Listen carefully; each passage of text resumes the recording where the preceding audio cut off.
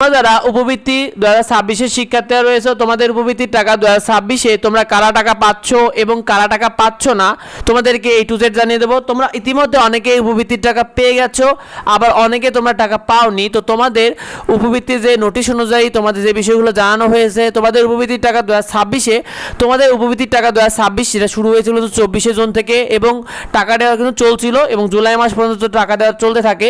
তো এক্ষেত্রে তোমরা বকেয়া বছরের কিস্তির টাকা জুলাই ডিসেম্বর টাকা পেয়েছো, আর চলতি বছরের কিস্তির টাকা জানুয়ারি জুনের টাকাটা পেয়েছো। তোমাদের উপবৃত্তির টাকাটা মূলত ধাপে ধাপে প্রদান করা হয়। এখানে তোমরা শ্রেণী অনুযায়ী ভিন্ন ভিন্ন তারিখে তোমাদের টাকা পাঠানো হয়, অর্থাৎ এক এক দিন এক এক শ্রেণীর তারিখে বিভিন্ন তারিখে টাকা পাঠানো হয়। আবার সে সাথে জেলা ভিত্তিক ভিন্ন ভিন্ন তারিখেও টাকা পাঠানো হয়, অর্থাৎ অনেক সময় দেখা যায় যে একদিন এক জেলায় পাঠায়, আরেকদিন আরেক জেলায় পাঠায়। এভাবে তারা আসলে উপবৃত্তি কার্যক্রমকে নির্ধারণ করে। আর এটা যে কাদের কত তারিখে টাকা পাঠানো হয় এটা একান্ত উপবৃত্তি শাখা নির্ধারণ করে, কারণ উপবৃত্তি শাখা এটা শুধুমাত্র ব্যাংকের মাধ্যমে লেনদেন করে, যার কারণে এটা একান্ত উপবৃত্তি শাখা, সেটা তারা অন্যকে জানায় না। তো তোমাদেরকে এবার জানিয়ে দিই শিক্ষার্থী, তোমাদের উপবৃত্তি 2026 কারা টাকা পায়নি বা কারা টাকা পাওনি।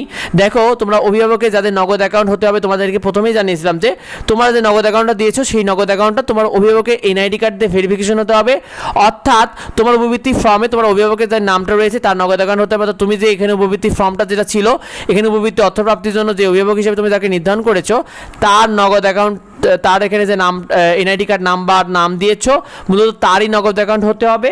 আরেকটা বিষয় রয়েছে যেখানে, যেমন মনে করো তোমার উপবৃত্তি ফর্মে, এখানে তোমার মনে করো উপবৃত্তি ফর্মে তোমার বড় ভাইয়ের নাম দিয়েছো, সেক্ষেত্রে তারই কিন্তু নগদ অ্যাকাউন্ট হতে হবে এবং তারই নগদ এনআইডি কার্ড, অর্থাৎ তার যদি এনআইডি কার্ড যেটা রয়েছে সেটা দিয়ে ভেরিফিকেশন হতে হবে, নাহলে টাকা পাবে না। অর্থাৎ মনে করো এখানে তুমি তোমার বাবার নাম দিয়েছো, কিন্তু তোমার এই নগদ অ্যাকাউন্ট যেটা রয়েছে সেটা তোমার ভাইয়ের, অথবা তোমার ভাইয়ের নগদ অ্যাকাউন্ট এনআইডি কার্ড দিয়ে ভেরিফিকেশন করা, কিন্তু এখানে তোমার বাবার নাম লিখেছো, তাহলে কিন্তু তোমার টাকাটা আসবে না। অর্থাৎ যে অভিভাবকের নাম দিবে তারই নগদ অ্যাকাউন্ট হতে হবে এবং তারই নগদ অ্যাকাউন্টটা ভেরিফিকেশন হতে হবে। আর একটা বিষয় রয়েছে, তোমাদের নগদ অ্যাকাউন্টটা যে অভিভাবকের নামে রয়েছে সেটা যদি তার নামে না হয়ে থাকে তাহলে কিন্তু নগদ এনআইডি কার্ড ভেরিফিকেশন ভুল হবে।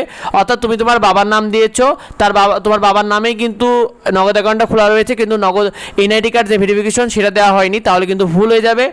আর একটা বিষয় রয়েছে, উপবৃত্তি ফর্মে তোমার অভিভাবকের যে নগদ অ্যাকাউন্টটা দিয়েছো তুমি, বা যে সিমটা তোমার নগদ অ্যাকাউন্টে খোলা হয়েছে, অর্থাৎ যে সিম দিয়ে নগদ অ্যাকাউন্টটা খোলা হয়েছে সেই সিমটা যদি কোনো কারণে বন্ধ থাকে বা নগদ অ্যাকাউন্টটা যদি কোনো কারণে বন্ধ থাকে তাহলে কিন্তু তোমাদের টাকাটা আসবে না, এটা মাথায় রেখো। এই কারণে কিন্তু অনেকে টাকাটা পায়নি। তো তোমাদের যারা টাকা পাওনি তাদের করণীয় কী কী করতে হবে A to Z যাবতীয় গাইডলাইন পেয়ে যাবে আমাদের ইউটিউব চ্যানেলে, সেগুলো পেতে অবশ্যই যুক্ত হয়ে যায় এবং ফেসবুক পেজকে ফলো দিয়ে রেখো। তোমরা কে কে টাকা পেয়েছো এবং কে কে টাকা পাওনি কমেন্টে আমাদেরকে জানিয়ে দিও। যদি জানার থেকে অবশ্যই ভিডিওতে কমেন্ট করো। দেখার পরবর্তী ভিডিওতে। ধন্যবাদ সবাইকে।